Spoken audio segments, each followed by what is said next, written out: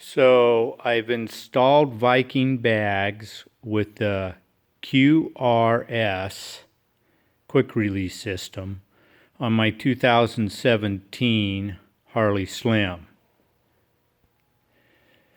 As you can see, my swing arm bag still fits, which made me very happy, and the quick release system was easy and simple to install, works great. One of the advantages to the quick release system for me is that I can remove the left side bag if I would like and ride solo bag. Also, the tail light and license plate relocation kit from Harley was simple to install.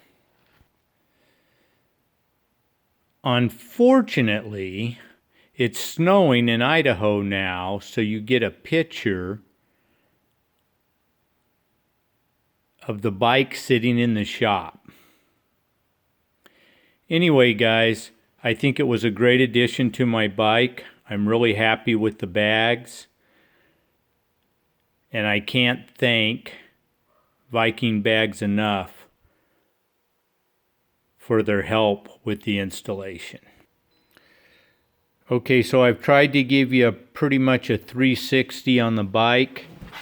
I don't know how well I did. I don't even know if Viking's gonna like it. But as you can see, it really looks nice. Thank you so much, Viking. Appreciate it.